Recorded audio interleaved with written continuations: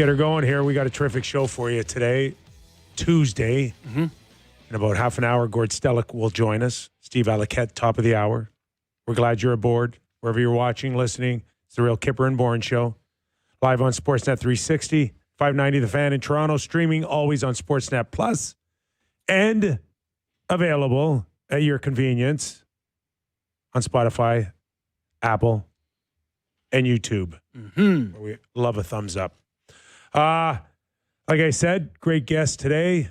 Good conversation. We'll follow up what we thought on John Chayka and Matt Sundin in studio, what it means moving forward for Toronto Maple Leaf fans, short and long term. Also, a big mention to a 7 p.m. Eastern across all platforms. Well, what's tonight? The NHL Draft Lottery. It's the Leafs Stanley Cup Final tonight. I'm actually way too excited about it. Nick Kypreos, Justin Bourne, Sammy McKee, Jake the Snake Schultz, Derek Brindeo. Next 2 hours with you. Sammy. Yeah, no, Mike. It was meant to be. Are you done for today? we actually insisted upon that. All right. Can they not just turn it on? That I don't know the answer to. They can't. No. You got to reset. your Whatever you got to do, turret. you got to reset. Are you not IT? Okay.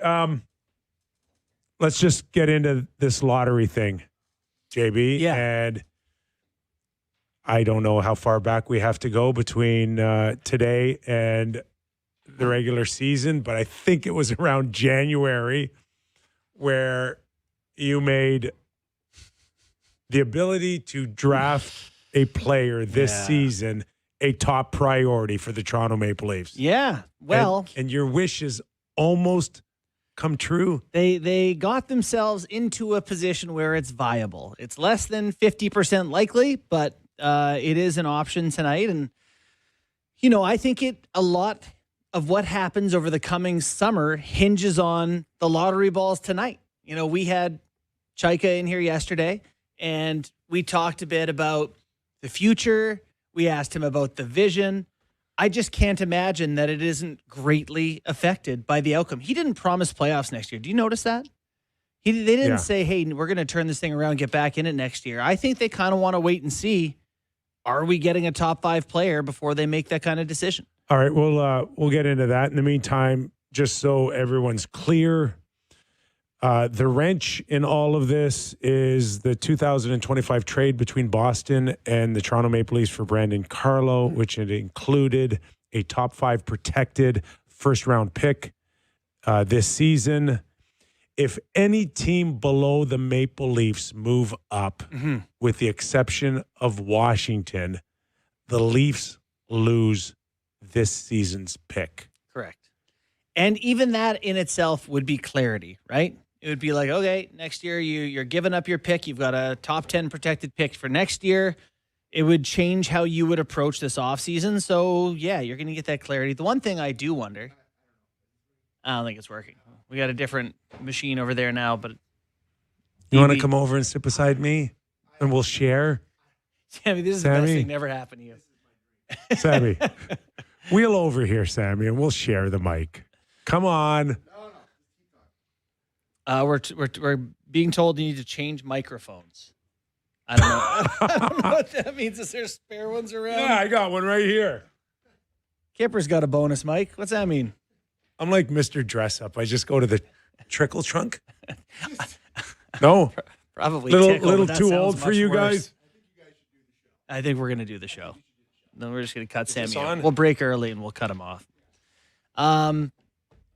What were we talking about? The draft. The draft. Okay, so yeah, if anyone behind them wins the lottery, it would bump them to 6th, and therefore they would give the pick to Boston. Yeah. I think this is a really pivotal moment for Chayka and Mats. Yeah. I do. I think I almost want to compare it to Brendan Shanahan and the first overall pick that the lottery enabled them. Of course, the odds were with them, but there was still no guarantees. But it was that moment in the studio, which I happened to be a part of, that like the world changed for Toronto Maple Leaf fans with that first overall pick. And then there was just a tremendous amount of upside, vibe, whatever you want to call it, this wave of this is heading in the right direction, and we've got so much to look forward to. I don't believe a top 5 pick can do that, but it will go a long way for Chayka and Mats to even have that. We're a bit of a good luck charm. Yeah. Oh, totally. Totally. I do think that would help them. I think if you look at Chayka's history, he's been very aggressive at the draft. He's made a lot of moves at the draft. And to hand him a chip like this, let's say a second overall pick falls to the Toronto Maple Leafs or something like that. I don't know that it's out of the question that they would use it differently than just picking a player. I don't. Like they picked 7th overall when he was in Arizona, and he flipped that to Derek Stepan and that was Antti a horrible Raanta. trade, by the way. Didn't go great. No. They also traded pick to move up from 20 to 16 and got Chychrun, and that one went great. Yeah. You know, he's made moves at the draft. So I'm curious to see how quickly they would get aggressive. Because were they trying to make playoffs next year? You asked him expressly, right? Yeah, I'm not sure if I got a lot of clear, decisive answers out of him. And he does have a way of kind of answering, but not really answering. It's very lawyerly.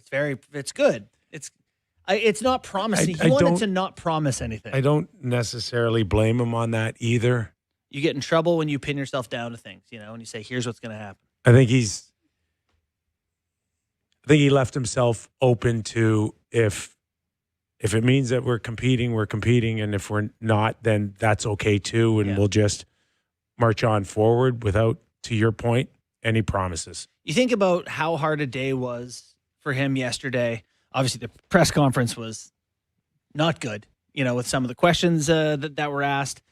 He managed to, when the dust settled, get through the day without promising anything. Like they might rebuild, they might retool, they might keep Matthews, they might not. We'll get into that. They might do a lot of things. They might keep the coach, they might not. I do know that today was a fairly busy day, I think, for them. They had a Zoom call with a lot of their staff. Is that right? And I think it'll break down into individual meetings I think for a lot of them to decide their fate on whether or not they're going to be part of the solution or they need to move on to something else. Mm-hmm. That seems to be coming in the next little while. I know there was, I think, a scheduled meeting today between Chayka, probably Mats, and Craig Berube. There's nothing, at least, and this is not inside information, this is not what I know, but there's a real sense that they'll start the season with Craig Berube as head coach. Mm-hmm. And for me personally, I think that's the right decision. Wow, do you? I do. Boy. And you don't. No, I don't. You know what, though? I can understand the idea that it's not to say that you don't have that bullet in the chamber a few months in if it's not going well. Yeah. But I don't. It wasn't working. I didn't like the way the team played. I know. And I think the worry is that at the end of the day, whether you have Craig Berube there or, Toe Blake, there's no coach that can get that team in the playoffs. I think that has to be a thought. Right. So let me ask you something, okay? Chayka's out, you're in. Mm-hmm. What kind of head coach would you go hire as early as September? Well, it'd be Cassidy for me. Like, I just want someone who's had success. To me, Berube has too. Cassidy's the guy that you hire if you think you can win the Stanley Cup. Well, what are we trying to do? I think that's a crucial question. What they're trying to do is figure out what they are. I know. And how long this thing may take. Like, if in fact it is it ends up being a major rebuild, which it still can be. Mm-hmm. Oh yeah, it's right? more real, I think, than. Do you think your hiring of Bruce Cassidy, he will last until this team's good in maybe 3 or 4 years? I mean, likely not. So but now you've got to hire another coach when eventually that you think you're ready to win. But the problem is, if you want to genuinely assess what you are and you feel, I'm an analytical guy and we've looked at all the analytics and they're bad, and you want to genuinely find out what you are, you can't take the ice with a guy who you believe is costing you 12 points. Like you can't. To me, it's you can't find out what you are like that. Like if he talked about latent upside that this team has, to me, it's a fresh start for a lot of guys could help. I don't know that how the Stars feel about it. For Chayka, there's a big difference between maybe in a year and a half or 2 years hiring your second coach instead of hiring your first coach. And he gets to hang on Craig Berube that was never my guy, right? That was not my hire.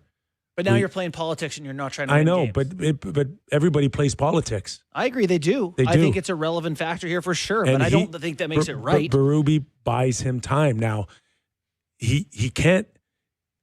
Can he come in now being off for 6 years and focusing on Wendy's, and then decide in a week or another lunch or dinner with Craig Berube on whether or not he's the right guy or not? Well, that to me is why this is the hardest thing. And I actually don't even love that it was left to him to make that call because he hasn't been here. You're going to sit down, have a meeting with him. Craig Berube's a charming guy. He's won a Stanley Cup in the past 7 years.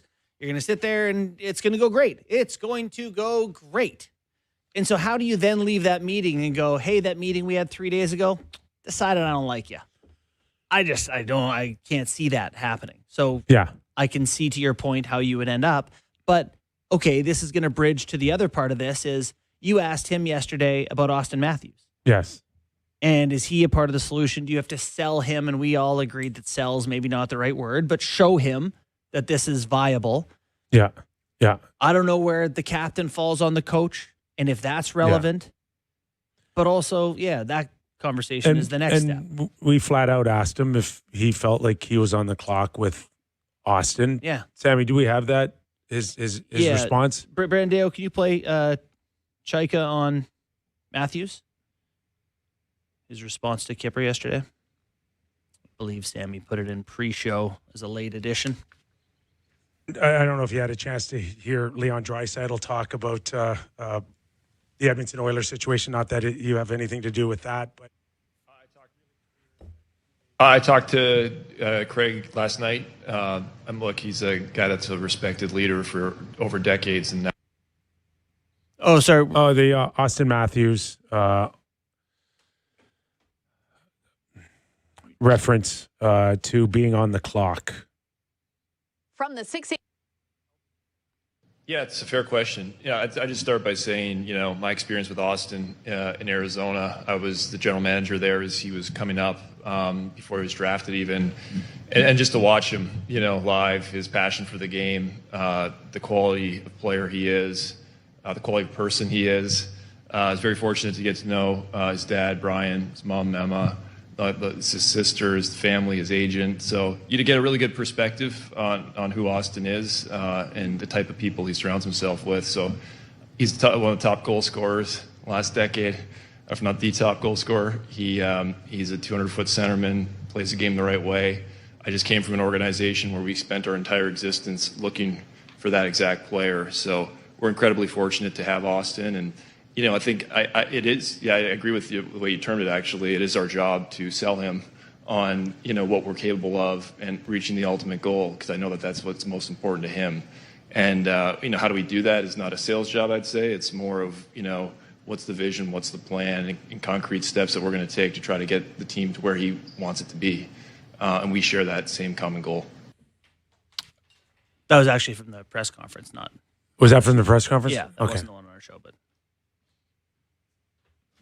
I'll get that. Okay, yeah, we're fine now.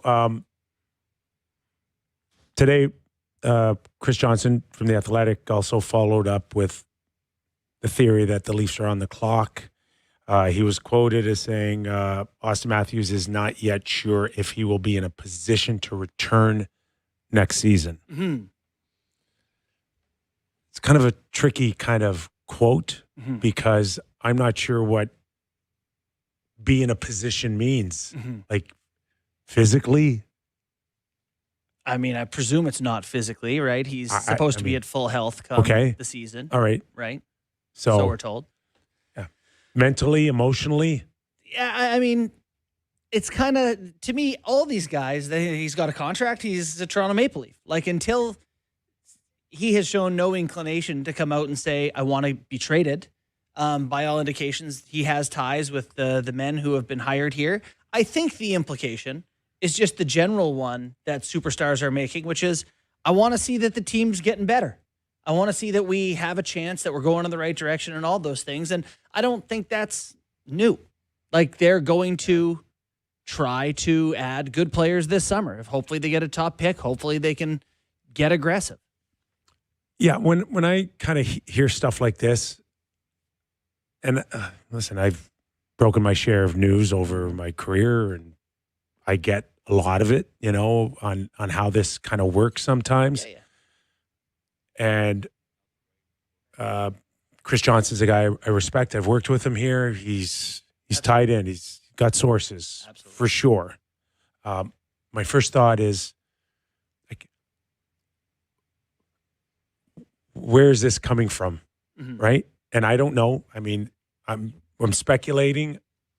I'm guesstimating here. Yeah, it's a radio show. That's what we're doing. My tendency would be that it would be someone Put it in his ear. from Austin's camp, someone close there. And then my second question, JB, is like, what is the benefit of leaking something like this out? Who benefits? And I don't really have an answer to that. I don't know. What to your point, he's locked in for 2 years. Yeah. Okay. I don't know. I don't know where the benefit is for Austin or for the Leafs or for the fans. Where's this coming from and why? Well, I've got two thoughts, and people are going to like one and not like the other. The first is that he wants pressure on these guys that they need action. We've just undergone 2-3 years here with no action and a lot of talk, a lot of ideas, a lot of tire kicking, no action, wants action. The other one is that is not good. That doesn't see a future here, and, start the soft release of so-and-so is unhappy and get the undercurrent bubbling a little bit. I don't know. Those are my two thoughts. Okay. Which thought you want to start with? You tell me. Okay, here's my first thought, that I hope Austin has paid attention to how the Leafs got into this situation. Is part of it him not playing good? No, that's not my first thought, actually. Okay. That's one of mine. My first thought is that they've taken a number of cracks at trying to help you win a Stanley Cup. Right. And they were costly ones. And unfortunately, whether you want to use a baseball term of going 0 for 3 or 0 for 4 or 0 for 5. 0 for 9. Or whatever the case is, but it didn't work. Nope. And how is now this team going to get back into a position to your point, Austin, is if you want to put pressure on them and you want them to get better, you got to also be realistic on the cards that are being held right now on your new general manager or Matt's as a senior advisor, Keith Pelly, the ownership. Like, how can they get you to the place where you're going to be happy in a really relatively short period of time? Yeah. And the answer is just calm your jets down a little bit. This may take a little while. Yeah. I think that's a realistic piece of this conversation that has to happen is Matthews willing to, I'm not saying wait 5 years in a rebuild, but are you willing to wait 2? Are you willing to wait 3? Like, are you willing to be a part of, hey, we had to make a couple moves to acquire assets. We had to do a couple things to get to the point. Because I also think the idea of outright rebuilding when you don't have your next 3 firsts is not super appealing and not even a great time to try. So I don't know. I wonder if there is a world where, they get a pick tonight and all of a sudden it's okay. We're going to try to get aggressive. Maybe we'll flip that for a player. I don't know. I wonder how aggressive tonight makes them or not and how that affects Matthews. Big lottery balls. Okay. The flip side of it is that, to your point, he's made up his mind. He wants out. Mm-hmm. Yeah. I mean, that's one of the possibilities. Which, quite frankly, would be really shocking to me. It would be. Yes. Yeah. It would be. And I know there's probably things that he hasn't liked recently, right? Including probably a very emotional situation in his career, unlike anything he's ever experienced with the Canada, Russia, and the White House. And Canada, USA, yep. The USA thing had to have affected him. Mm-hmm. But I would hope that wouldn't be like a driving stake into get me out of here. No. And, you look how some guys have handled that once they decide to go. I think it'd be suboptimal for Austin. Like it's not how this should play out. And I think the new regime at least deserves an opportunity to say, hey, here's the plan. We're going to lay one out. We actually have a vision. Here's how we're going to execute it. And here's how, we're going to get there. That part of it is, hey, Chayka's a pretty convincing guy, is he not? Like, I think he can help be a part of that sales pitch. And I know he has a relationship with Austin prior to this. I think that'll help him here. And I expect Austin to be there on day one this upcoming season. Yeah. It would really help, though, if he just didn't leave it open-ended as much as it is today. With Austin. I do think that they need to do a couple things before he's going to say, yeah, I'm in. Like, if they do nothing and they come back with the same group, I could see him being like, yeah, I kind of thought we would get more aggressive. I don't see a scenario where it's like, okay, that's the move. I'm in. I just think I don't see it coming. You just have to show change. You just can't come back with the same team. It's probably as simple as that, isn't it? No, I think. So you think he needs to come out and be I don't know. Look, I think back? I don't know what's realistic for him, but not only does he have to see change, does he have to see himself off to a great start with a new winger that he thinks can help me score 50 and 60 goals again? Is it we have to be in the top 3 in the Atlantic Division? Do we have to be able to show that we're competing right now? Mm-hmm. Is it just enough if I can score 50 goals and 60 goals and we're going to miss the playoffs, but that's okay now because I got my game back? These are the answers you're going to acquire, right? This is why you're meeting with him. What's important to you here? What's your timeline? We do have Chayka from yesterday, but that was kind of the same. I don't know if you want the... Yeah, no, I'm fine. We're good. Okay. I'm good. I just think it's now kind of... This may turn into a bit of a storyline, and he's not... He was very vague in his exit meeting, and I don't know if we're going to get any more clarity between now and this summer or going into the fall. But does he have to give any? Well, he's under contract. I know. But you know this town, and we've watched it with Vancouver. Yeah, if I'm PR related, I'm like, hey, could you just come out and say, hey, you're down for next year? Could we get that on the record? That would be really helpful. I think people would feel a little better. And this is where hopefully a guy like Mats can come into and be that kind of buffer between Chayka and Austin, and that's where you're hopefully really invested in Mats to come in and work on that. Yeah, that relationship. We're in the trust tree here. It's just you and me. Just me and you, man. We lost Sammy. We did.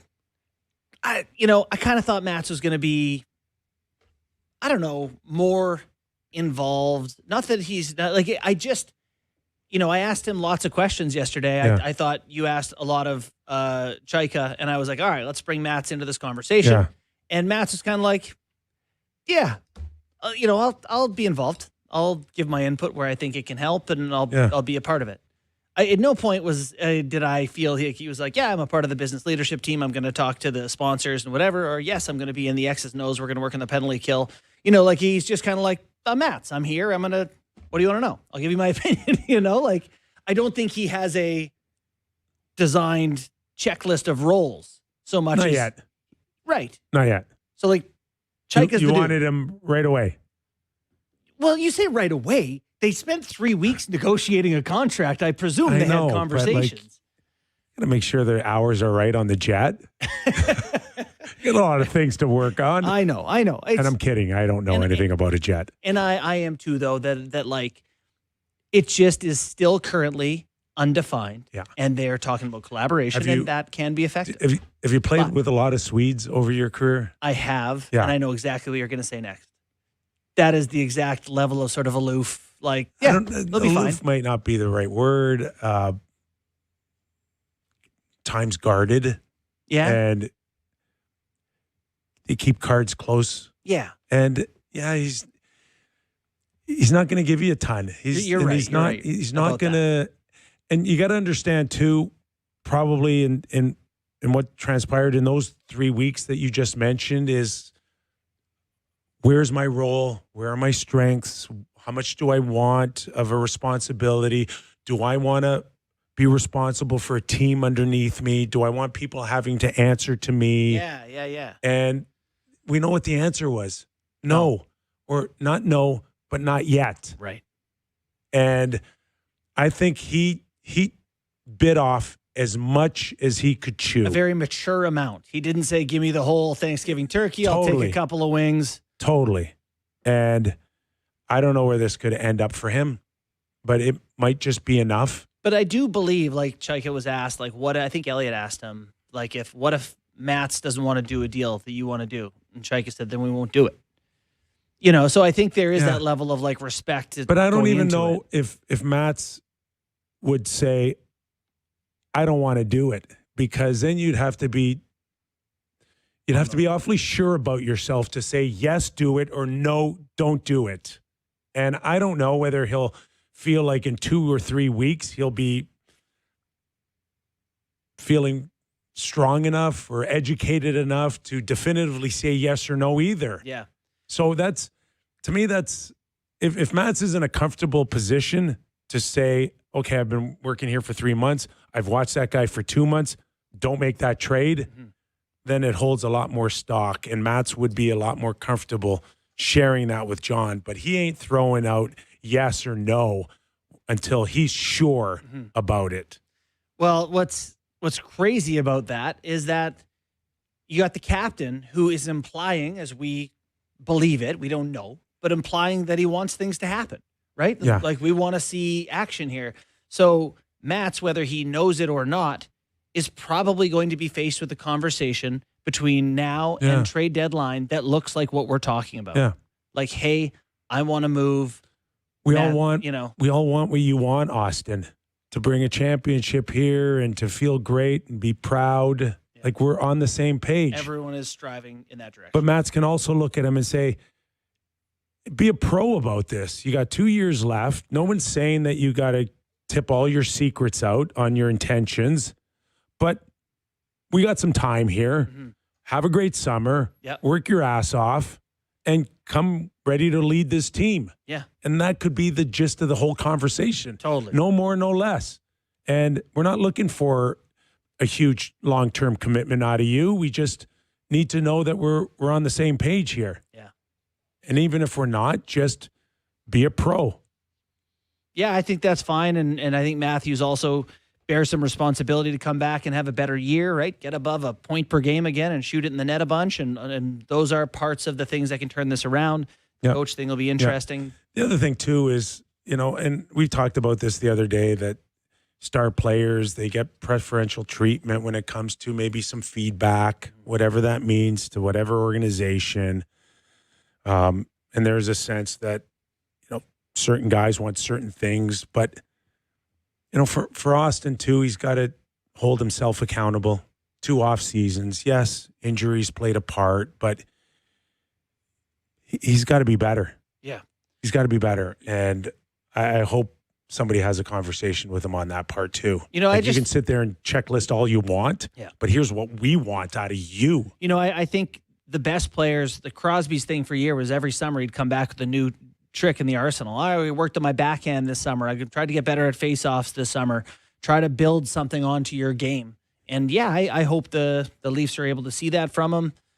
You know, Cowan's having a nice little run in the American League. Nyes, has a better year at some point. Again, they're talking about the defense and breaking pucks out and making moves there. I don't know. In a perfect available. World tonight, you got your top 5 picks between Malhotra and McKenna are 3 stud defensemen, maybe 4. You almost want to keep your pick over getting the number 1 overall and getting a winger. Get one guy that could kind of step in and be okay and hold his own on defense. Yeah, free player. Sign Radish.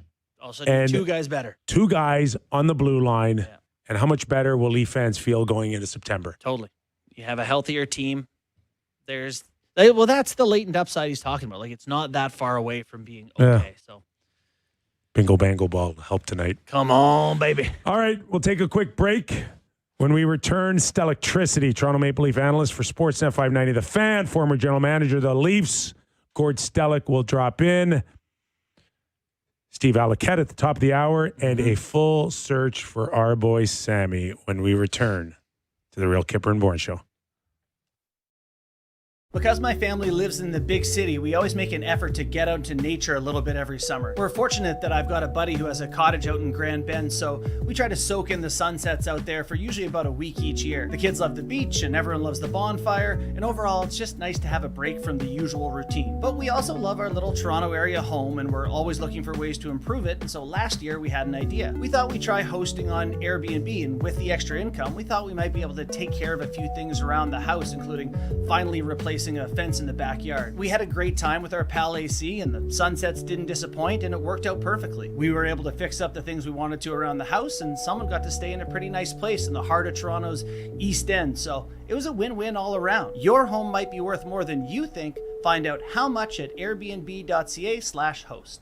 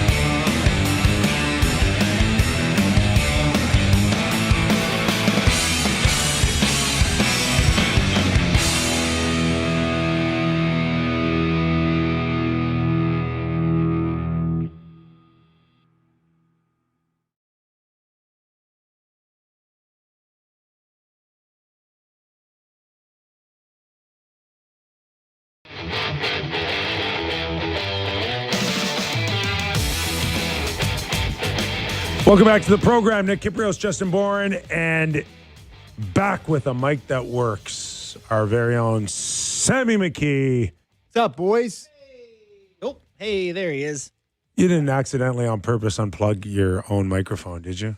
No, I didn't. Whoops, spills a whole coffee on it. I didn't. I was having a tough time listening to you guys, and then I just left. So I was having a tough time. I was having a tough time, but we're good. You're back. We probably have Gord, don't we? We have our good buddy Gord Yeah, there we Stellick go. on board. Beautiful. Once again, let's welcome him in. The wonderful, the popular Gord Stellick. How are you, my friend? So Sammy's promo for the show is, I had a hard time listening, so I left. He's not part of your show. That's your liner. You don't have the Leafs in the playoffs, and this is the promo to listen to the show. I should clarify what I meant. I was just thinking that came across bad. I had a hard time listening and not being able to weigh in, so I left. There you go. That's what I meant. Okay. And now when you say that, Gordo, you're right. It did sound bad. Yeah. Sorry, Right. everybody. All right, You Gord. guys should have your own press conference. Okay. So Gord, like when it comes to the history of the Toronto Maple Leafs, I mean, outside of a few people in their like 90s, you're as good as anybody for the history and what we've all been through, from fans, from little kids to growing up. Like, where do you rank this press conference in terms of, how people are feeling today as a Leaf fan moving forward compared to others that you've covered, and just the pressure alone on probably Keith Pelly or John Chayka or even Matt Sundin for that moment to come in and move the needle right now? Yeah, it's an interesting, like, I think Kippy and Justin, it's like there's been a process. So yeah, it's a very different kind of pressure. That was the angriest press conference I ever saw. Like that was, I don't know, it was hard to explain, but I think what's happened and what they've got to realize, I think on the Maple Leaf side, is there's really kind of a disconnect that in a year, Keith Pelly came a couple of years ago and said, I'm going to get you to the finish line. I heard it loud and clear. Leaf Nation wants to win. They're fed up, whatever. We're going to deliver it. And his first year couldn't go any better. Couldn't go any better for Brad Treliving. That was the second year, and Craig Berube's first year. Then it all falls apart. And now you're getting Matthew Tkachuk and Brad Marchand and say, oh, who'd want to play here? Who'd want to play here? Mitch Marner's camp. Who wants to? Like, we're at fault. The Toronto Maple Leaf fans are at fault. Toronto Blue Jays love it here. They love the fans love them. They love the fans. They don't talk about no state taxes. And then you get Brad Treliving's exit, and all of a sudden the organization gets discombobulated. Our vertical isn't right. Our horizontal isn't right. Kippy, you heard of my dad, Ernie, the TV repairman. He could fix that stuff in the old days. Just with a whack on the side. Just with a whack on the side of the set. So they get all that. And now you're talking corporatese all the time, and all they want you to do is shoot the breeze with them, talk some hockey talk, whatever it may be. So you've had two press conferences, big on corporate talk, and then yesterday, John Chayka is an interesting hire. I wish him all the luck in the world. Okay, Steve Simmons said, that was an interesting shot. He talked 19 out of 20 people. I don't quite have the same numbers, but I think you can always find somebody to say something about somebody. And I think what they missed yesterday is they did it a little better when they like Elliott's interview was good when they broke on one-on-ones. I always found Leaf fans watching yesterday, you get asked a tough question, it gives you a chance to give a great answer. Okay, he didn't give a great answer about what happened in Arizona. Okay, he didn't give it. He just said there, give the answer like Sheldon Keefe did when he took over, and he talked about the whole David Frost thing.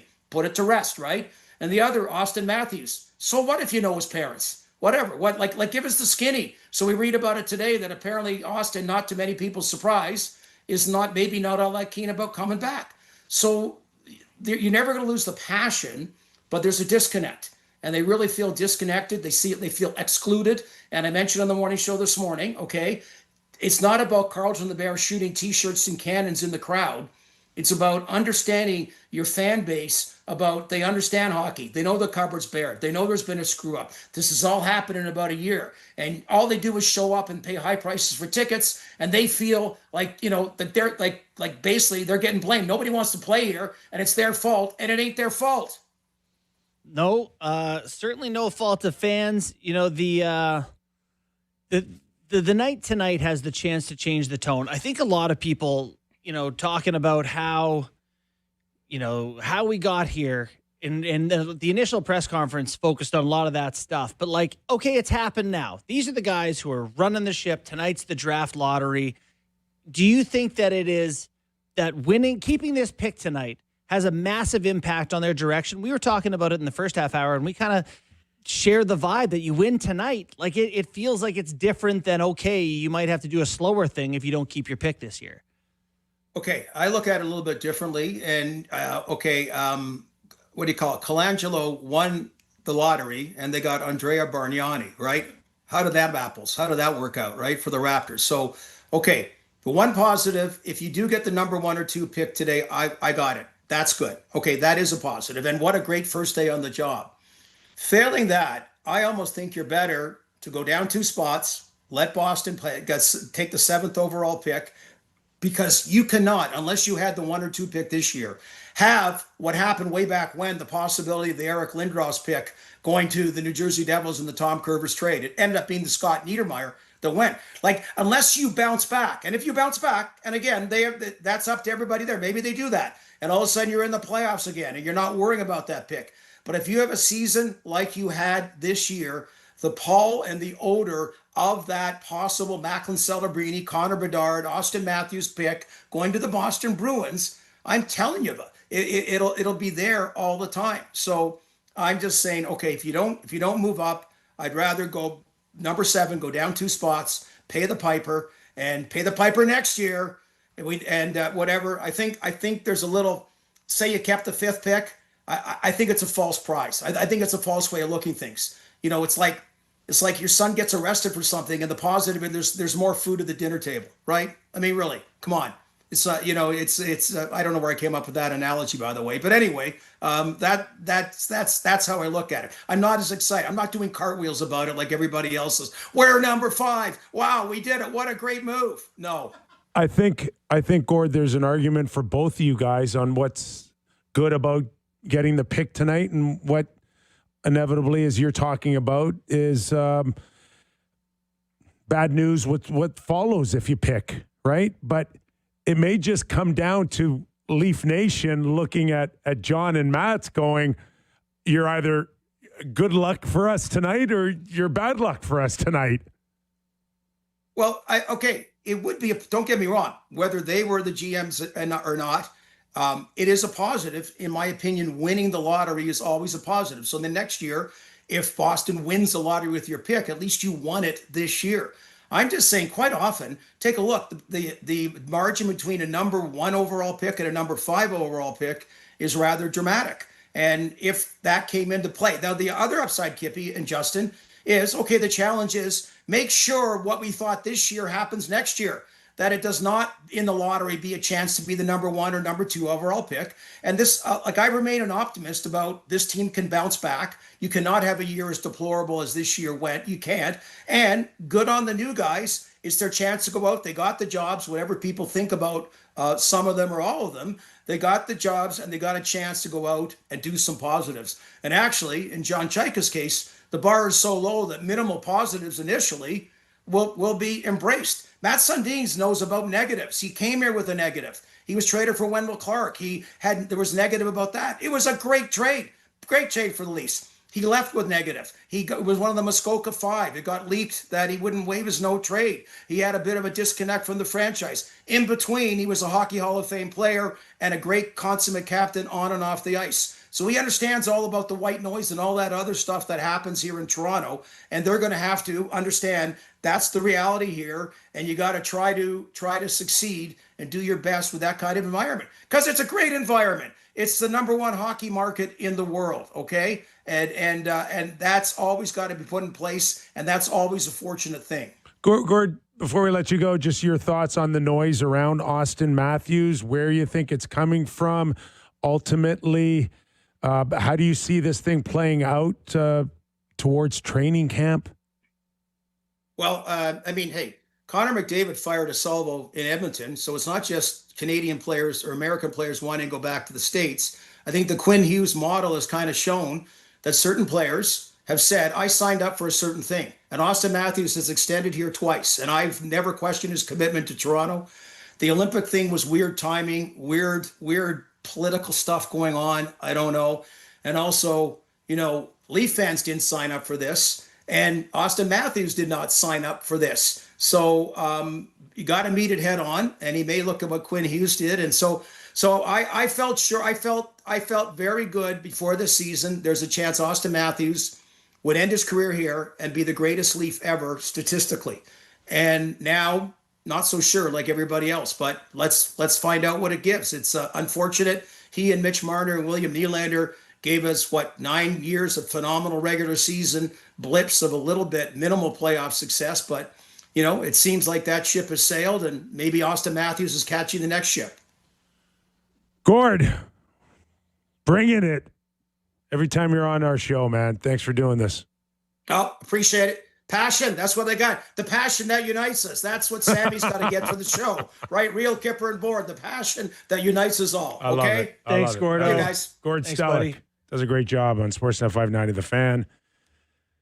Also has his own show on Channel 91, I think. Serious? Bringing the heat. Yep. He's up at. I'm dead serious. He's up at 4 a.m. every morning doing his show. Does a lot of words, that guy. Sammy, we didn't get a lot of you in the first block. Perfect. I think that's what everybody feels. They don't want to hear me anyway. What do you want? No. What do you think? Yeah, your overall thoughts on God, they need to win a draft pick tonight, boys. how important is this for you? Huge. Oh, and Leaf but before Nation. you go, Amato tweeted that our own Michael Amato, if you want the Leafs to keep their pick, you are rooting for Vancouver, Chicago, New York, Calgary, Toronto, or Washington to win the lottery. One of those 6 teams has to win the lottery for them to keep their pick. I just That's good odds. Yeah, I don't know. it's 40. It's 42-58. I mean, it's pretty. Yeah. I mean, it's math. Sub good. Yeah, there's a much better chance of them losing it than keeping it. I just think that the way everything's gone, and the press conference yesterday, and the backlash online leading up to this, and everything that's happened, just winning even the 5th overall pick. And I know Gordo disagrees, and he's talking about Andrea Margnani, which is fair. I understand that. But just the sort of sense of the top 5 players will start in the NHL next year. All 5. Yes. Yeah. And what transpires after that, after 10 games, or remains to be seen on. Do we know who's going for the Leafs? Is Sundin going to be there? I don't know. That's a You great don't question. name those guys, and You don't? They got to. you don't naming name them your and not starting show goalie? up. Yeah, That's those- got to go. No, Chayka's got it. Both of them. Okay, well, both of them got to go. You mentioned it off the top of the show. One of the sort of famous pictures of the last era is the picture of Brandon Shanahan holding that Leaf, right? When in 2016 or 2015, they won the draft lottery to get first overall. And it's just what that represented to such a huge part of this fan base in terms of hope. Here we go. And listen, it led to absolutely zilch. And Well, he's probably, it's not zilch, though. I mean, it was years of. great. Of like, maybe we'll win, and we didn't. That's what it led to. But it And was then- a lot of fun. Sure, it was great. And really bad at times, too. And, there's. Heartbreaking. Not bad, just heartbreaking. Okay. Better to have loved and lost. Tomato, tomato. Never Tomato, to tomato. have loved it all. Tomato, tomato, brother, or whatever. However you want to say it. But, like, I read that article about, potentially him leaving and all this stuff. What it would do for this sort of next, whatever era is going to be, to have the picture of Sundin and Chayka holding the first overall or the third overall, whatever it is. I can't tell you how. And I'm playing hockey tonight. I forget what time. This is the equivalent of your dark basement game. I'm not going to put I'm it not on. going to follow. I won't watch it. I'm going to go out on the ice. I'm going to play a incredibly marginal game And of you're hockey. you're gonna let some random referee tell That's you how the he's gonna results. find out. For sure. You're Sammy McKee. Nah, that's fine. He Okay. can tell does that on one of the mean most exactly? popular hockey podcasts ever. Yeah. And you're going to hear major news from I got one a of the timekeeper. one of the at old boy refs Chestwood Arena. loves the show. So Yeah. no, I tell you, I'm playing at York. We'll see. Oh, York. Okay. Yeah, I just This is an equivalent to when I would walk the dog for the 9th inning of the World Series games that were in LA and I wouldn't watch. Dart. No dart. Oh, okay. I just don't even want to. I just want to look at my phone and say they got it or they didn't. I don't want to live through them. Oh, we're picking out the ball and we're picking out the ball. One back. It's pretty fast. So what time's puck drop? 7:45. 7:45. You'll get the news then before that. Like, isn't it like a big long drawn out process? 7:30. But like 7:30. By 7:30, crap. So maybe I'll watch it. Take your warm up with a dart. I want to see that. I want to hear about that. That would be Kipper, unbelievable. Kipper, just a dangling out of the lips. I haven't smoked a dart since the World Series, so yeah. Maybe if they, okay. The most painful part of the process is that waiting for it, they count down 30 seconds. Okay, the next ball, put 30 seconds on the clock. Yeah, I don't want to do that. And Bettman and Daly and Buchagras just got to stand there for 30 seconds, and it feels like 100 years. Yeah, but that's part of the drama. Well, and Bucci does a good job trying to, keep the metaphorical balls in the air and give you the stakes and all that. But they could just use a puck-moving young defenseman. That seems to be the consensus. If they get the first, Chayka's a Mr. Mover. He's a trader. He loves to do this stuff. If they get the first overall pick, trade it back for extra assets and try to get to the third spot and take Chase Reed. I know it's a risk, but if they can add another second-round pick, another first-round pick, Chase Reed to me is player, top 3. Yeah, that's what I mean. Yeah, top. If you get the first overall pick, try to move back into the other spots for an extra asset and take the defenseman you need. Everyone is so nervous about the fact that the best forward in the draft is like a 5'11" winger. You're looking at one. Yeah, and he probably would haunt you. But if you're talking about risks there's early, still talk about Malhotra being like, they love it. People love him. Number one. Books loves him. Yes. Books loves him. Yeah. Like, can you imagine if the Leafs got him at 5? Like, if you miss on a 6'3", 220-pound defenseman, they're usually like, oh, it's Aaron Ekblad or it's like Good Branson or something. It's like, it's okay. You miss on a small winger and it's like, oh. It's Alexander Dag. Yeah. It's famous and it's the Leafs. So we'll see. Okay. They get first overall, trade it back. How's that for a take? Our thanks to Gord Stellick and Sammy McKee's Mike for showing up. You guys had an awesome first segment. I loved it. Loved it. Great show. All right. Tuesday, you know what that means. Steve Valiquette, analyst with the New York Rangers, CEO, Clearsight Analytics, and Grill Time. Wow. Nothing better. Grill Marks. Grill. Oh, okay. That's my buddy Andy. I think he's got a Grill Time. I go there and buy steaks. Sounds good. All right. Don't go away. I think you just got a few free ones. We'll be back.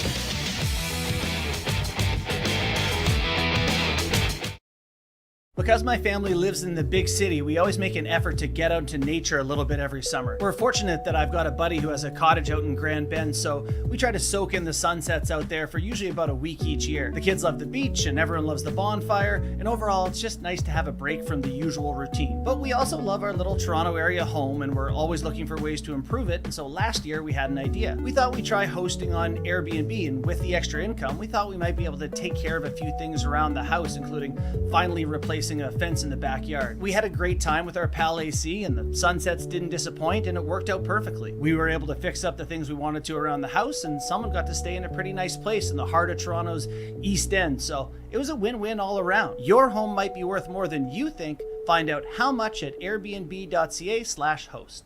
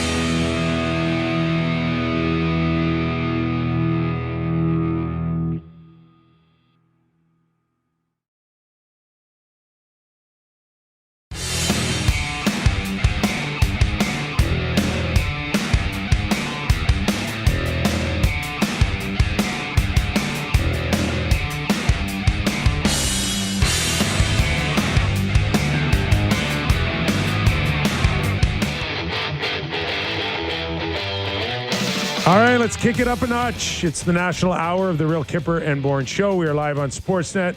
Sportsnet 650 in Vancouver, 960 in Calgary, and streaming always on Sportsnet Plus. Also available if you can't catch us live, Spotify, Apple Podcasts, YouTube. And Sammy's fixed his mic from the first hour just in time to do the walk of shame. It's been a day. It's been a day. But that's okay. It's What are we going on with, the way Sammy? up. We got Valley coming on. Montreal? Today. Who else? We could have gone the Vancouver Canucks, Sammy, as they have the best chance to pick first overall in the draft lottery tonight, coast to coast on Sportsnet, 7 p.m. Eastern. Is there a way that it can work that Winnipeg can get number 1 overall and then have it be Vancouver, Calgary, and keep Toronto in 5 somehow? Feels get like 4 Canadian teams? Feels impossible. Yeah. I don't know. Listen, I'm no mathlete here, but it feels like that's not going to work. But at least we could have 3 Canadian teams in there. Let's run a quick one here. I haven't done one in about a week and a half. Draft lottery sim incoming. Vancouver picks first overall. Love it. Chicago picks second overall. Okay. The New York Rangers pick third Where's overall. Calgary? Columbus jumps 10 spots to pick fourth. Calgary 5th and Toronto 6th. This hour of Real Kyper and Bourne brought to you by Bet365. In a few minutes, we'll welcome in Steve Valiquette, analyst with the New York Rangers, MSG, Clearsight Analytics. Plenty to get into. I think the odds now for Vancouver are 25.5. Mm-hmm. Now, they have. If I told you you're gonna jump out of an airplane and you've got a 25.5 chance of the parachute opening, you go, I'm not jumping out. I think that's a little bit of a stretch. I'm just. You know what, though? If there's a 25% chance that it's going to rain, it's going to drizzle. I'm just saying 25.5 kind of sucks. Totally sucks. But it's supposed to. Leafs won with less than that. You've sucked all season long. You finish in dead last. You've paid the price. The fiddler's all done. And you only have a 25.5 chance of being first overall pick. Hey, I mean, yeah, you're not supposed. But if you fall a couple spots, you're at worst third. So, we got 100% chance that our next guest is like first overall pick for us on a Tuesday. Yep. Let's welcome in Steve Valiquette, buddy. 8th rounder, boys. Eighth rounder. Yeah, Nice Knicks hat. It went as high as 8. Did win last night. Yeah, it did. It was when there was an 8th round. I was the 21st goalie taken, and my sister was asleep. And I remember at one point in the 7th round, she leaned on me and said, "Are you going to get drafted yet?" Well, wasn't it for a while that baseball had no limit on drafts? You could just draft 22nd round. Claim any. Or the league went up. Yeah. I think the league once got to like 12 or 13. I'm trying to. Our own Kevin Pillar, who does work for us here now at Sportsnet, was a famous Toronto Blue Jay, was a 32nd round pick. Yeah, and I'm trying to look up. I'm trying to look up when like my dad and Clark Gillies were drafted by the Astros, but I'm pretty sure it was like they were just claiming anyone over 6'3" and on a farm. It's like, I don't know. It really got to the point where like people would go to the tables and beg. Yeah. He's my nephew. Please take him. Meanwhile, it limits you. You can only go to one organization. If you're good, might as well have them all open to you. Valley. In terms of, what's been happening up here, major change in Toronto with the new management team led by John Chayka and Matt Sundin. From your perspective, from your angle with your Clearsight Analytics, where is the first place that they should be focusing on, when it comes to the needs, I guess? I look back to 2023 when Vegas won their Stanley Cup, and I remember looking at the depth at which they played at in that postseason. Pretty remarkable. I still have this note. Line number 1 scored 18 goals. Their second line scored 16. Their third line scored 16 goals. Their fourth line scored 8 goals. Their defense scored 8. And you look at how they've been built through trades, and they trade their picks, but they certainly select well, draft well, and trade those draft picks as well. Okay, so look at modern day Toronto right now. Any list that you can find online, and oftentimes I talk to NHL teams and they'll tell me that they do an audit on everybody's prospects. Of course, you guys know that. Well, they're bottom third right now as far as prospects on everybody's list, public and private. So, they're in a position because they've made the playoffs 9 consecutive years. They missed this year. They're trying to retool, but the cupboards are bare. The best thing that I think John Chayka can do right now, just for public perception and just to get a win right now, is hire the best and brightest scouts out there. It's not that hard to do an audit on everybody's prospects, find out who has the best ones, who's behind it, and where those players are coming from, and bring the best people in. We all know Toronto has the resources to do it. Bring the best and brightest scouts in, pay them well, get their boots on the ground. And yes, analytics plays a role, Kyper, but I think that the draft and develop allows you to be able to go forward in your organization faster than anything. I also believe the public perception needs to change quickly. And typically when anybody gets hired, a third of the people love them, a third of the people don't like them, and a third are on the fence. And I think with an early win for Chayka to do something like that, go out and get a big name as far as head of staff, that's a win for him. It's a win for the organization. You look at the teams who've drafted and just waited for it to turn around, like Chicago's been doing it, and it's like, all right, nothing's really happening. Anaheim has had more success. I would say some of their draft picks have hit, but like you get Cutter Gauthier and all of a sudden it's like, okay, that trade seemed to work out. I guess you look at the amount of trade teams that are having success in the playoffs right now have made a ton of trades, Valley. Has it always been that way, or is that a new thing? It's neat that you say that because, I saw this online a couple days ago. You may have seen the same graph. It was colored. Somebody online put it out there, and I wish I could give them. Okay, well, there you go. Because I saw the same one. Because I started taking some notes, and it's like, you look at Colorado, for instance. They've got their top 5 pick guys. They've got McKinnon, Makar, and Landeskog, but they've got 14 players built through their roster through trades. Yeah. And then 5 more through free agency. And it's like all the top teams. I used to believe, and I'm sure you guys did too, the team and the core of the team has to be drafted and developed, because when you wear the crest, it means more than the name on the back. But like that doesn't seem to be the case anymore. And I remember it changing in 23 when Vegas won. That changed everything for me. I didn't look at rosters the same way since then. And I thought it really mattered because I felt like hockey didn't become a business until I got traded. And then you felt a little differently about things as you age. But yeah, that's the way I feel too. And I'm surprised to see it this way nowadays. As far as Vancouver Canucks, let's just assume that they win first pick overall and you're basically weak everywhere. Right? So you've got 3 stud defensemen. You got a winger in McKenna and a centerman in Stenberg. Yeah.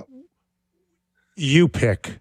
Like, just from a positional point of view, is there anything that lends from your information, your stats, to where the position you could most maximize a player? Is that even a question? Fair question? No, it is. It's a really good question because the impact, this is what I believe, guys. The core principle that I have is that in the NHL, over a 7-game series, if we're just talking about the playoffs here, it's about winning. To win, you have to have more quality scoring chances than your opponent. Who has the biggest impact on that? It's a defenseman. Defensemen can shut you down because of their minutes played and their impact to compete defensively, to not allow high danger scoring chances against. In the first round, every team that had the advantage high danger won the series. Some of them were pretty wild. For instance, the most lopsided was the Vegas-Utah series. The Vegas Golden Knights, guys, they had 61 high danger scoring chances in that first round series to 38 for Utah. Really? Yeah. Most lopsided. The tightest one that is probably a surprise to most because it was a sweep was Colorado over Los Angeles. It was 28-22. But most of the series that we went through were really go ahead. Yeah, Montreal and Tampa. The difference was 1 goal between advancing and not. Give me this one. Chances on that. One. Okay, so the high danger chances after 6 games, it was 46 for Montreal, 46 for Tampa going into game 7. Yes. Yeah, that's how tight it was. That tracks. Right. And then we know what happened in game 7. So that was the only series that ended up in a loss of the high danger value where the other team won. Everybody else had an advantage there. So to your point, Kyper, who do you want in your lineup that's going to have an impact in the postseason to shut it down? It's having a big time D. It's having a big time D that controls the play. I've always sweared that forwards are a dime a dozen compared to a good defenseman. Yeah, Tampa Bay missed Victor Hedman a great deal, and we'll talk a little bit more in depth about his absence. But that was notable.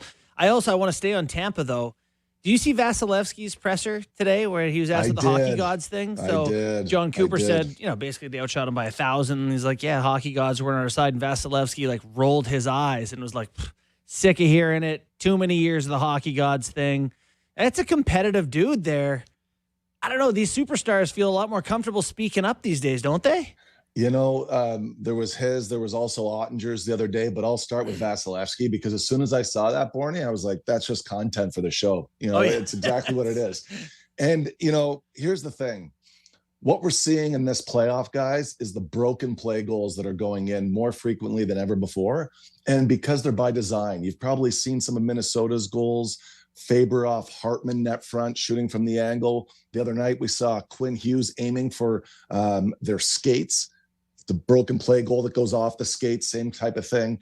Well, the Vasilevsky goal, which was the New Hook goal, the series clinching goal, goes off the backboards. Now, here's what I think is going on with Vasilevsky and his comments. He's probably not happy with just residing to the fact that broken play goals are ending up in the back of the net, and there's nothing that he can do about it because he's a responsible goalie. He always wants to stay in. He doesn't want to get pulled.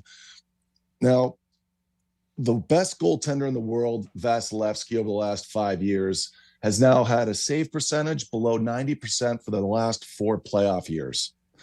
The broken play goals that are going in at the highest rate.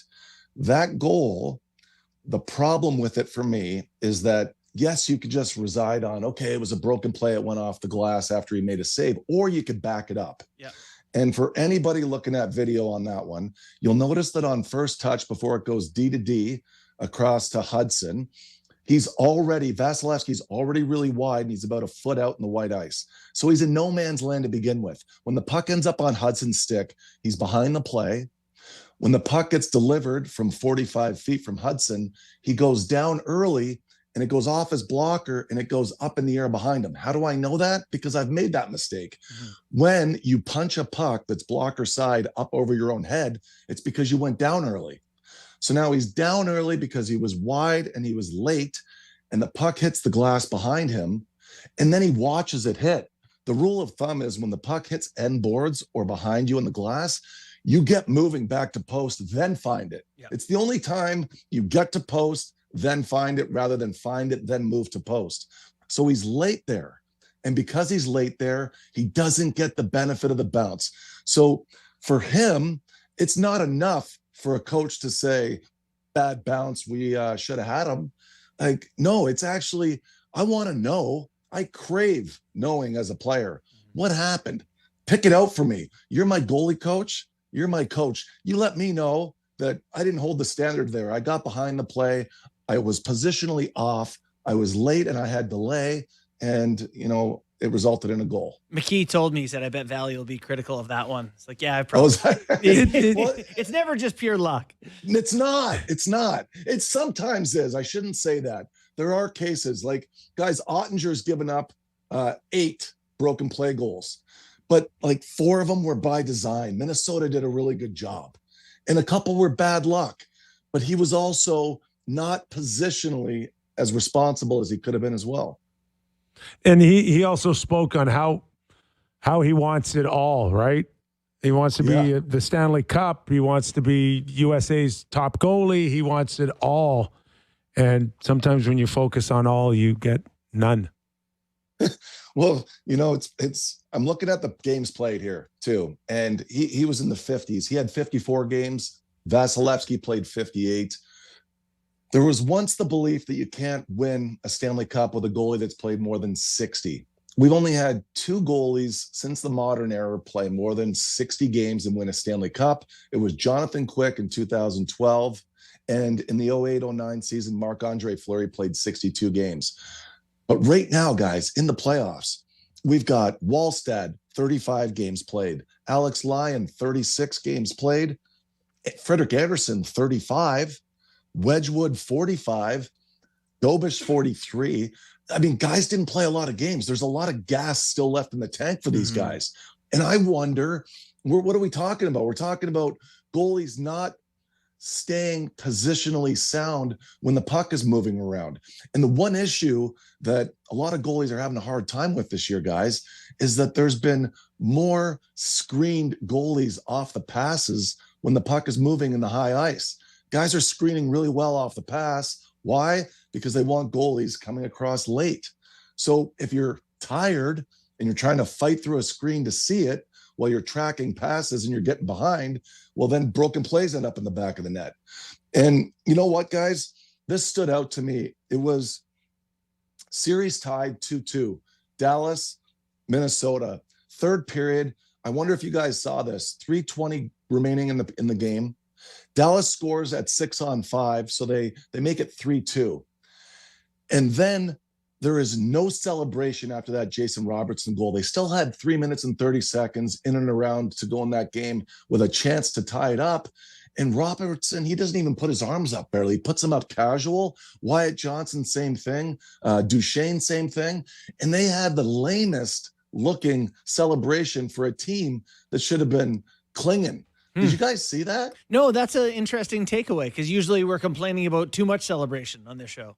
I wanted to see something. Guy. They didn't look like they believed. And, that was only in game 5. And I thought Dallas looked dead. Yeah. In game for the rest of that game. They're too soft. Game 6. For me, they're just overall, forget about a couple of individuals. As a team, they just aren't even close to being gritty enough for me. And now they're going to lose Just Jamie not. Benn. I had a couple of goalie coaches reach out to me last week after our segment and say, you know what, you're right on Ottinger where he should be better. That's all. Yeah. He should be better. He's got the skills, guys. He's got the talent. I want to talk about Dobeš and going against Vasilevsky. And, it wasn't that long ago, Valley, where if you can recall in early November where he had a little bit of a breakdown after the New Jersey game. After the New Jersey game. That was very strange. Very emotional. And in the back of my mind, I was always wondering, throughout this series against Vasilevsky, will we see some type of, not break, but a little crack in the armor? And it never came. Never. And I'm like, he's come a long way. Do you know what I think, Kyper? I think that character selects character. And that's a high character organization. And I feel like they knew this kid has that fire. And I've, of course, been thinking about this in the offseason a lot. And I could tell you guys that I was with the Edmonton Oilers in the 03-04 season. And I saw it from Kevin Lowe, Craig McTavish, Charlie Huddy, Craig Simpson. It's no reason or no surprise to me that we had Ethan Morrow, Steve Stais, Jason Smith, Ryan Smith, Sean Horkoff, like just top of the earth character guys. And when they lost that Stanley Cup in 06, like I felt like it was my team. I was with the Rangers at the time, but that's how much I wanted them to win, just to be right about hockey. And, it's not something the coach draws up, guys. This is what I remember about being there. I get called up. I'm 22 years old. I don't have a ride to Jasper Ave, where the hotel is that I'm staying at. And Craig Simpson comes out of the arena and sees me there. I'm about to try and get a cab. He's like, Valley, where are you going? I'm like, Simmer, I'm at Jasper Ave. He's like, I know it's 30 minutes in the opposite direction for him. But Craig Simpson is like, Valley, get out of here. Get in the truck. Let's go. And he drives me, talks hockey with me the whole way. From that point to the rest of my life, I root for Craig Simpson. I want to see good for him. I love seeing him on the broadcast. I hear him on your show. He's a great man, but he comes from culture and character. And if you don't have it, I don't think that you can have the right recipe. And when you have guys like Craig Simpson or Matt T and these guys, what do you think you're going to get? And I think that's what every organization is reaching for right Marty now. St. Louis has provided That's that. what I'm saying. Right? That's what I'm saying. Marty Dostal knows that his coach has his back. The GM has his back. The president has his back. That guy, did you see his Dobeš's post-game presser after they won the series? You couldn't tell if he won or lost. He was like, and you know what I loved about him the most? He reminded himself to be humble. I'm like, it blew me away that he's at the peak of his career and he wants to look in the camera in front of millions of people and he's telling you what he's thinking. Be humble. And I thought, oh my God, when at the moment where you didn't have to be, you're telling us that. Awesome. And I just thought, oh my God, my heart just bled for this guy. I loved it. That's why I'm all in on him too. He plays with an attitude, but so then they'll trade Jacob Fowler, is what you're saying? Well, that's another list that I have. I wouldn't say they kidding, should, Montreal fan. Yeah, I know, and they've got depth. They're one of two, maybe four teams that have depth that I think that could help the Oilers. Yeah. There you go. The Oilers trade target. So they're going to go up that Montreal team against Buffalo, which I don't know that I think this is the most excited I've been about a playoff series in a long time. This is fun. This is the one you want to see? I'm thrilled about this. Both teams love to skate, go. Montreal was so good round one. Buffalo, where they've come from to be here. It's just a great matchup. A lot hinges on goaltending. Is Buffalo's goaltending going to be able to hang with how good Dobeš is? You know what you just said, Kyper, about Dobeš is Alex Lyon. I've been in and around him in summer training a lot. And you know what he's like? He's playing in the NHL and he has no issue with a 16-year-old shooting on him in the summer. That says a lot to me about an athlete, especially a goalie, because they can make you look bad. And they're going to tell your buddies about it, but he'll play shinny hockey in a small rink in New Jersey, one that we're at oftentimes together. And I see him out there being a gamer, no different against a 16 or 18-year-old than he is against an NHLer that he plays against every night. And he's always working on his game, and he's got a very humble attitude, and he has a lot of fun with it. And I like being around him. I'm rooting for him, and I can see why he's had the type of success that you need to have when you're a guy that's got your back up against the wall. He has a bit of a chip on his shoulder, but like he set a Sabres record this year with 10 straight wins. I mean, they had Dominic Hasek. He came 1 win shy of an NHL record, 11 road wins. And he had a 75 positive game percentage this year during the regular season. And in the postseason, he's 100, which means he always gives you a chance to win. And that's all you want in the postseason from your goalie. So he's going to be bringing that. It's going to be a great series in net. You guys have lined it up perfectly. Where did you have the Avs winning game 1 by field goal? I didn't have that. I didn't have that at all. And giving up a touchdown. I know. There was a few weeks ago, I told you guys about my last game in the NHL when Sydney just could have shot it anywhere like it was going in. Yeah. I felt like Wallstad was going through that too. Sometimes mentally you get there in a game where it's like, it doesn't matter what I do right now. I'm not making a save. And not to say they should have made the decision to take him out, but it's going to be interesting to see how he responds in this one tonight, because that was the first game where he's really showed weakness, and he's had a terrific year, but they also do have Philip Gustafsson there, and he's a star. Sam McKee thinks they're going to Gustafsson. Yeah, they're going to make a switch tonight. Right? Yes. So. Wow. Yep. Okay, I'm not against it because you know what you're going to get. Mm-hmm. What I said a few weeks ago, you're going to get a vet that comes in pissed off. Yeah. So you'll get his best and take Wallstad out of the net for a couple and rehabilitate him. He'll get back to square. So that's a smart play for them. One more. Yeah, I got one. See what you do. Some Freddie Anderson love in Carolina for Sammy. Yes. Are the stakes high enough yet, Sammy? Valley, nothing good happens to me. Like, Okay. Marner's going to be Conn Smythe. Freddie's second Conn Smythe. Like, it's just the Bruins are about to get the 6th overall pick. Like, I got to put up a Habs jersey in the studio. Like, I don't even know why I do this. Yeah. We got to call an Uber for him. I don't want him driving home. No. Yeah. So you know what? I thought this was interesting about the game. When you're watching these games right now, guys, just take a step back and maybe write it down. But did they elevate their grade A scoring chances? Because you're giving it to the goalie if you don't elevate your grade A's. And that's what happened in game 1. Philadelphia just didn't elevate their grade A's. They had 9 breakaways.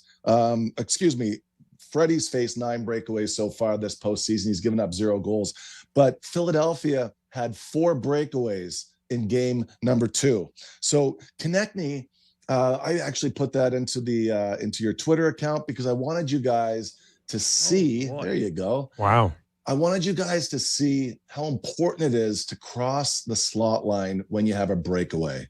Okay, guys, when players do not cross, they are doing the goalie a favor. Look where Freddie is. His feet are under him. He has perfect posture. There is no threat to do anything. His gap is perfect. When Konechny, who happens to be a great breakaway guy, shoots this, he goes low blocker. Now, that's also the wrong idea because you're too far away. He from the can't net. see anything from there. There's nothing there, Kyper. There's nothing. It's just nothing but Big Freddie. Yeah. So big error there because number one, if you have access to that line there, cross it. And if you have a lot of time and space, maybe not this sequence, cross it twice because then you're going to get a goalie on his ass going into the corner with his jockstrap flying. Like it's that hard to make a save when guys cross twice. I've done a lot of research on breakaway scoring and success rates. When you shoot from where Konechny did and shoot early like that, you have 0 chance to score. When you get that far away, it's not a bad surprise shot, but it has to be a high one over the hands because you have vertical angle. If you get to the second hash mark, that's when it becomes a low glove or a low blocker, but not that distance away. And you've got to cross it. So on a deke, show it the entire way, not with stick handling with the puck in the middle of your body, but off to the side, lined up with the post, and then make your move from there. But you've got to show both deke and shot. So Freddie, he gets off the hook a little bit. And in game number 2, again, he had 4 breakaways faced. He went 4 for 4. The high danger chances in the game were 9-9. Very even, but the high danger chances on Freddie, not elevated. Only 3 of them were elevated shots. And to me, that's when a team looks tight. Mm-hmm. You've got to elevate your high danger scoring chances to make the goalie make the big save. And this is neat. Quick note here. Coming into the Stanley Cup playoffs, the top 2 teams in the NHL that elevated their high danger scoring chances in the regular season, Colorado and Carolina. Colorado had 465 high danger scoring chances this regular season where they elevated the puck. Compare that to the Vancouver Canucks that had just 254. It's a difference of 211 or 70 goals. And so when you want to talk about where goals come from and the importance of what I embrace, which is quality scoring chances, they're not quality enough unless you elevate them. Ivor Stenberg. They need someone. They need some help. Great stuff, my friend, as always, on our Tuesday segment of Deep in the Valley. Boys, we got a little grill marks. Are those AI generated versions of us getting less like us? I think Kyper is morphing into an IT guy. I think he's pumping it through there twice a day. I haven't seen it. I haven't seen the latest one. It's incredible. No, it's actually you really can bad. never It's use changed. real pictures, by the way. You need to continue to use the weird AI generated ones. Kyper looks like he's going to call an NCAA basketball game. Really? Here, pal. I don't even know where my grill marks went. Oh, no. Oh, no. Look at my ears. I don't have ears like that. He lost grill marks. You gave me Chris King ears. Uh-oh. I think Valley lost grill marks. Forgot your homework? The dog ate your homework. What? Are there standings in there? Yes. Justin Bourne is in first with 49 points. 49. Sam McKee and Nick Kypreos are T2 at 45, just 4 points back. Wow, I mean, it's pretty close for Ace. You can go 0-4 and still be in first place. I've been over for a lot of weeks here. You guys are making up ground. I think Valley fell into a valley. I think he actually just knocked the power lose bar Valley? off. I think he's gone. I rigged this up to stay in the lead. I think. Can we get an update from a lot of paper here, but it's not. It's not here. Don't worry about it, Valley. Don't worry about it, Valley, pal. we'll give you a break, bud. We'll have a it's all double good, sesh man. next week. It's all good, bro. Can you just automatically give me like 3 points just, because I'm the host? Yeah, The real you host. should. Honestly, I need it way more. I need it bad. Pity points. You're both pathetic. I need it. We're groveling. You're both pathetic. I don't know what happened. I found No! Yes! it. All right. Are we still going to do it? Do we have let's time? do it. We got time. All right, let's do it. Let's There's do lots it. of My time. apologies there, boys. That's all right. The goalie with the highest save percentage when the score is tied this postseason: Carter Hart, Frederik Andersen, or Jakub Dobeš? Give me Dobie. I'm going Carter Hart. I'm going Dobeš too. Dobeš Yeah. is locked That's a in. hard one for me. I needed that 6 hurt. goals saved above expected when the score is tied. So Wow. his positive game That's a percentage big is number. 100%. And Yes. They were tied the whole series. That's true. That's Yeah. bad. He's been dominating when the game is tight. Yep. Goalie with the lowest save percentage when the score is tied. Mm. The goalie with the lowest save percentage when the score is tied: Dostal, Wallstad, Alex Lyon. I feel like it's got to be Wallstad after he gave up a touchdown Yeah. or three field goals. God, I agree with Sammy. Wallstad. I'm on Wallstead too. Okay, I'll do the stall. Dostal. No! Kipper. No. Making Yeah. up He's ground. allowed 2 more goals than expected, which isn't a crazy number, but this is the playoffs and things are tight. This goalie is the only remaining goalie that hasn't allowed a power play goal against so far in the playoffs: Frederik Andersen, Alex Lyon, or Ville Husso. Maybe Ville Husso?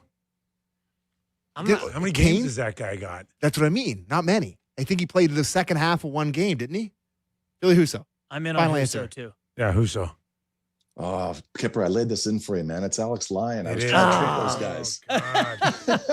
I should have gone. I Oh, should have right, gone you against made the up grain. ground. You made up ground. I should have gone against the grain. Yeah. All Ah. right, you guys. All right, buddy. Valley, great stuff as always. So appreciate your time on our show. How about a right, thumbs take up? care, fellas. We'll get you a thumbs Thanks, up Valley. from YouTube. How's See you, that? boys. Thanks. Good stuff. All A bit of an off the rails Tuesday today. Yeah, a little bit. That's our, we should get you a break. Oh, no. We still have to we do got to so do many game time, things. bud. All It's right. all good. Don't worry about it. So it's game time. Presented by Bet365, an official partner of the NHL. Must be 19 plus. Ontario only. Please play responsibly. So we got a little bit of interesting stuff here on Bet365. There's some gambling on the pick involved. So you can bet on the Vancouver Canucks to win the first overall pick at plus 275. Blackhawks are plus 550. And it goes all down the list. But I'm just going to quickly bring it up here. I think the Leafs, you can bet on the Leafs to get a top 5 pick. And I believe the number here is minus 140 that they'll give it away and plus 110 that they'll keep it. Mhm. So I've been very known to mix in a little happiness edge here and there. Mm.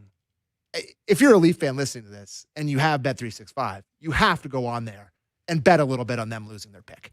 It's just, It's free money, or you have to you get be, the pick. I mean, you just have to have some compensation for constant heartbreak. And listen, it's just Have you been hurt in a sporting injury? like minus 140 is a decent enough number. Like it's not like you might be eligible for you- Bet365. you don't have to lay a compensation. bunch of money. Like it's not the worst number, minus 140.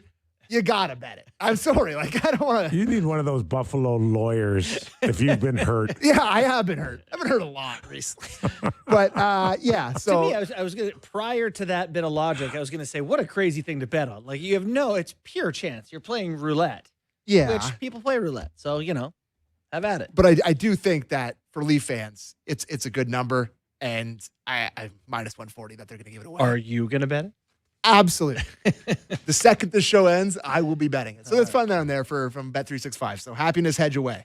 That was Game Time presented by Bet365, an official partner of the NHL. Must be 19 plus, Ontario only. Please pay responsibly. And a reminder: this hour of Real Kyper and Bourne is brought to you by Bet365.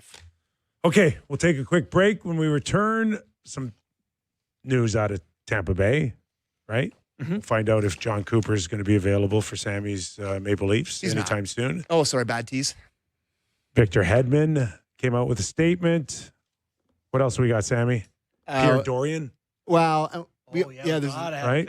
That's the name that's out there, including the non-icing. And Quenneville's pissed. In Anaheim. And I got to tell you, he's got a beef. And an NHL suspension. Plenty of meat on the bone still on the Real Kyper and Bourne show. Take a break, and we'll be back.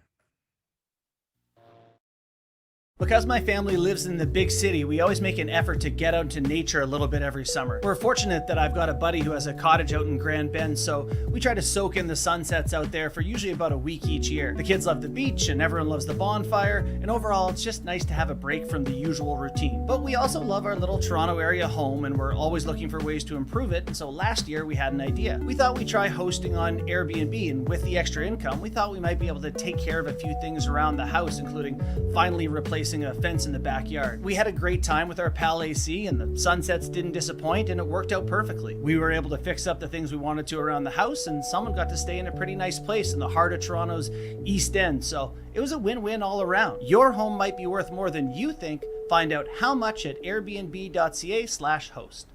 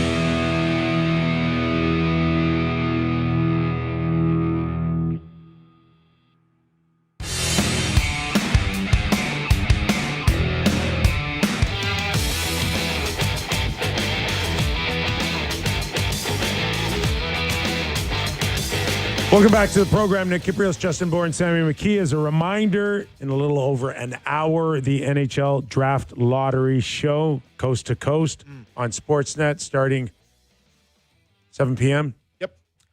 And there's a little noise out there. I'm gonna do Acura here first. Oh, okay. Before we get into All right. Time now for the Acura Performance Matchup, the 2026 Acura MDX, precisely premium. Looking at Minnesota, Colorado, Game 2 tonight. A lot of goals. The Wild and Avalanche combined for 15 goals during Game 1. The only series in the past 30 years to feature 20 or more goals through the first two games were the Flames and Oilers in 2022. Fun. Oilers and Kings in 2024. And the Oilers and Jets Avalanche in 2024 round 1. Penguins Flyers in 2012. You'll remember that one where there were some crooked numbers. Yeah. And the Wings and Coyotes in the 1998 conference finals. Or the conference quarterfinals, sorry. Who could forget the 1998 conference quarterfinals? I never forget it. The Cale Makar can become the 6th defenseman in Stanley Cup playoff history to record a 4-game goal streak, joining Paul Coffey, Victor Hedman, Ed Jovanovski, Mike Ramsey, and Bobby Orr. So pretty interesting company there. Of note, Dustin Byfuglien recorded a 5-game goal streak during the 2010 postseason with the Blackhawks. But you'll remember he was a forward. Right. He wasn't totally a defensive different times. And the last thing I'll bring up here, Quinn Hughes can become the 3rd defenseman in Stanley Cup playoff history to record 3 consecutive 3-point games, joining Paul Coffey and Dennis Potvin in 1981. So pretty rare company for him there. Very cool. So that's such a sick matchup of defensemen. And you're okay with the goaltending switch tonight, Oh, yeah. Gustafson going in? I think so. You can't let it. No. You got to make that move. You claim to have a tandem. Got to put a guy in after he gives up 8. Yep. And that was the Acura Performance Matchup, the 2026 Acura MDX, precisely premium. Okay. Okay. Have I looked perplexed enough? Draft lottery tonight Okay. pertaining to the Toronto Maple Leafs, because they have a situation where they don't have first-round picks technically this year, next year, which were supposed to go to Boston and Philadelphia next year. But the curveball is it's top 5 protected, which they qualify, but there's a chance that they can miss it and Do you want me fall to into place. But there is some noise out of Philadelphia. Yeah, so this is from Kevin Kurz, who covers them, I think, for The Athletic, if I'm not mistaken. Yeah, for The Athletic. I'm just reading his tweet verbatim here. Okay. Reminder for tonight's draft lottery. According to multiple team sources, the Flyers believe that if Toronto ends up in the top 5, they get that 2027 first rounder, originally property of the Maple Leafs, unprotected and not top 10 protected. They believe that Toronto essentially already traded its 2028 first round pick in the Brandon Carlo deal in that situation. But they are also not completely sure if the league agrees with them. If Toronto ends up outside the top 5 tonight, it's a moot point. Otherwise, expect the Flyers to ask the league to clarify. And then Chris Johnson followed up by saying this, which is really lovely. Further to this, it sounds there's a good chance the NHL would rule in Philadelphia's favor in this scenario. Meaning, if Toronto retains its 2026 first after tonight's lottery, expect the 2027 first to go to the Flyers and the 2028 first to go to the Bruins, both completely unprotected. Woof! Now, Woof! I've spent some time on this in the past. Okay. Go ahead. No, I got nothing but smoke coming out of my ears. Well, right kind now. of me too. Did I read that okay? You guys did. got It it? was Okay. superb reading. As good as I can read. So my understanding of this was that if they were to keep their pick tonight, that they had been under the impression They choose? that they would be choosing either Boston or Philly, but they would be aware that it's unprotected. So they knew it was going to be unprotected, was my understanding anyway. I think Kurz's point is that it's Phillies. He's saying that they don't get to choose us or them. But They already... The deal was 2027 for Philly. Right.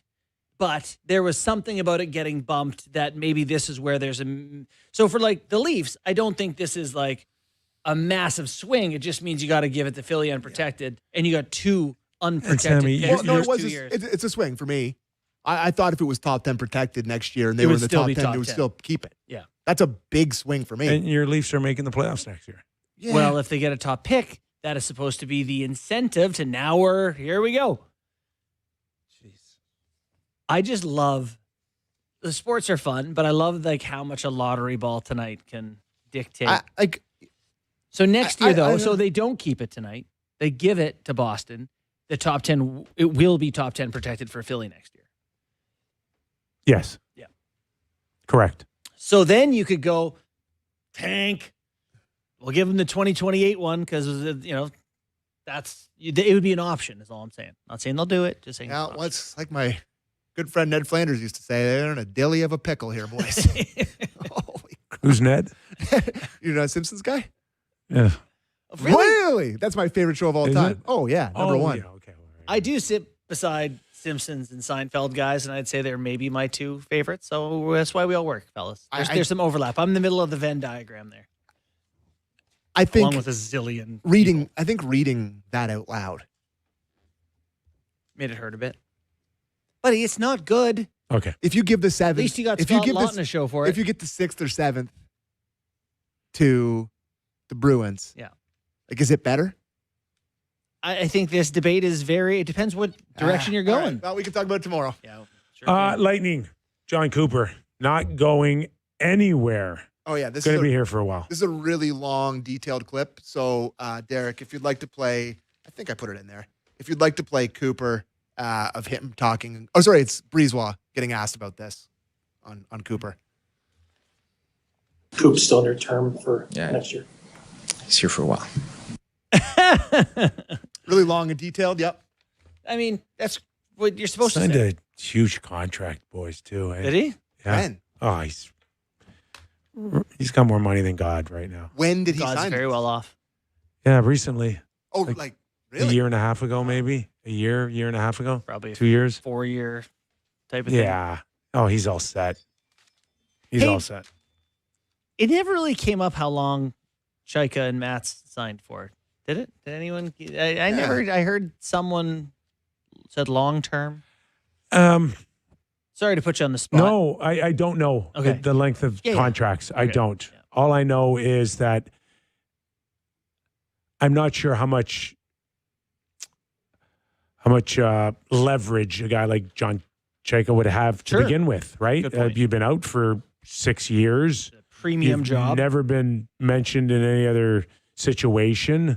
And we know he's got a lot of Wendy's, sold a lot of burgers over the years. I don't He think wasn't money. gonna grind It's not a him money. It's not a money thing, and I don't suspect that it's in the ballpark of what they've been typically paying, like some top end people. You think it? Or you don't think it is? I don't think. I think he got top end money. I think I see it as like the president taking a salary of the United States of America. It's at $400,000 or something. It's like, yeah, I don't think it would be that. I don't. No. I'm not saying about the dollar amount. I'm saying all right. that it's like he is a very well-off man, John Chayka. So to him, it's like okay, sure, whatever the number is. I want the job. Yes, that's my feeling too. Did you want to talk about the non-icing last night? Yeah. Yeah, that's a legit beef.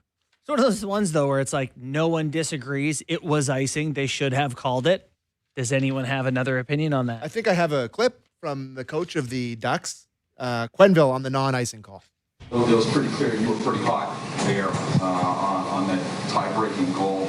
I guess the icing being waved off whatsoever. Can you explain what happened in your vantage point? Clearly, I disagreed with the call, and it was clearly, icing. But their guy stopped skating, which really made me annoyed. Did you get an explanation from the officials? No, I did not. In a game where the margins are what they are, does a play like that get amplified? Well, we just scored. It was a huge, it's a huge call, and it was an easy call. I think it gets a little amplified. The linesman got fooled. By what? The initial few strides? Because he stopped skating. Who stopped skating? Eichel, yeah. Because he knew it wasn't going to get there? Because it was icing. Because he stopped skating because it was icing. It's weird. I just watched a lot Should of have that. waved it off. Watched a lot of that game. Ducks. They did. Hold on. Yeah. Should have waved this off. He's a mile Let me behind the see. red line. And the Ducks No. the guy there. Yeah. No. He Lacombe is the guy on the puck. He kind of ran a pick and then Eichel quit on it, right?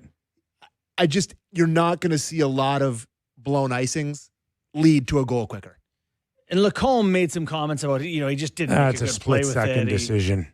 But like bang, bang. Like it was in the back of your net immediately. That would make you so mad if you're on that bench, especially after they tied it. And I got to tell you, boys. Quenneville is coming unglued. They did win the face-off, though. Ducks look good. Ducks look good. Yeah. The initial face-off after that, they had possession. They won the face-off. Yeah, I'm not sure about the coverage there either. 265. Because they thought it was Struba. Because they thought it was icing. Yeah, fair enough. All right. It was control. But it is what it is. It's a split-second decision. Made a bad one. It cost the Ducks the game. And they were really good in that game. It's going to be a good series. Awful laundry. The two worst, that's probably the worst jersey matchup in the history of the sport. I think that's the worst the sport can do. Victor Hedman. Buffalo, Montreal. Woo. Yes, Victor Hedman. Mental health. I will. Sorry, not to lighten the on that, but I really am thrilled that notifications are back on. Yeah, yeah. Nice to have you back. I don't care that I'm hearing them on the show now. I'm just thankful that we're getting text messages back and my stuff's getting delivered. I want to wait for a little while. Yeah, we're glad. I'm just happy. All right. It feels like his wife had him on a 1 month hiatus or something. He's paid. I'm hearing Scarface come out of that phone again. Wind chimes.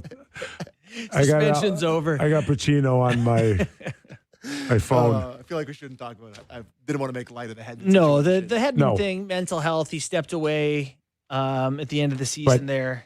He put a statement out, and it sounds like he's on the right path. Yeah. Good for him, man. I mean, they missed him. He said he thought that kind of pointing out why he was away could help other people understand that it normalized it a little bit. I don't know what it was beyond that. It's just like, okay, well, I think his teammates is pretty understanding of a guy who's been a Warrior for a lot of years. Yeah. Should I run? Let's close out the show with a couple of Tankathon sims here. I feel like we're so close. This could actually have an impact on it. We're only an hour away. I feel like this. You don't want to steal one of the real ones? All right, let's get her going. All right. From the universe? Coming down in 3, 2, 1. Are you going to do one? Yeah, sure. Oh, wow. So Toronto does give away their 6th pick to the Boston Bruins.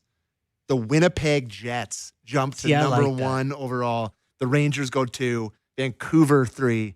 Chicago 4. Calgary 5. The Flames should have finished lower than 4. Like there's no reason for them to be not higher in this whole thing. Yeah, it's just, I would say the amount of times I run it and I don't get the Leafs. I got Chicago, okay, which is good because the Leafs lock in 5th. Right? They're one of 4 teams, did you say?